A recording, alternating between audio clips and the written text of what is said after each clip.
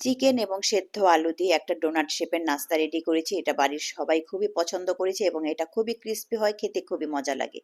মুরগির বুকের মাংস আর কতগুলো আলু ভালোভাবে সুলিয়ে এর মধ্যে গোলমরিচ, একটু হলুদের গুঁড়া, মরিচের গুঁড়া, স্বাদমতো লবণ, একটু আদা রসুন পেস্ট এবং পানি দিয়ে খুব ভালোভাবে সেদ্ধ করে নিয়েছি। কিছু মটরশুঁটিও দিয়ে দিয়েছিলাম। আর সবকিছু হাত দিয়ে ভালোভাবে ছিঁড়ে নিয়েছি আর আলুটাও ম্যাশ করে দিয়েছি। এর মধ্যে কিছু এক্সট্রা করে দিয়ে দিলাম গাজর কুচি, পেঁয়াজ কুচি, কাঁচামরিচ কুচি, ধনেপাতা কুচি, আর দিয়েছি আমি এখানে গরম মসলার গুঁড়া বেশ খানিকটা, একটা ডিম দিয়েছি, লবণ দিয়েছি আর একটু কাবাব মসলা দিয়েছি। আর এর মধ্যে দিয়ে দিলাম টমেটো সস আর ঘি।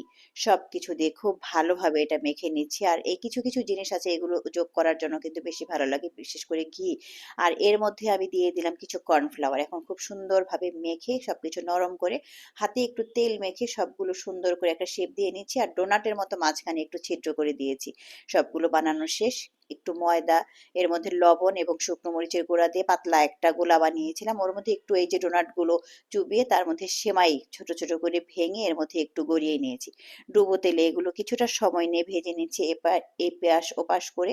এবং এভাবে ভেজে নেওয়াতে খুবই ক্রিস্পি হয়েছে। এবং সেমাই দিয়ে যে ডোনাট শেপের এই নাস্তাটা তৈরি করেছি এটা প্রায় ২-৩ ঘন্টা পর্যন্ত ক্রিস্পি ছিল, মানে শেষ হওয়ার আগ পর্যন্ত ক্রিস্পি ছিল। এটা পরবর্তীতে ১ দিন ২ দিন রাখলে কেমন হবে সেটা আমি জানি না, খেতে খুবই মজা হয়।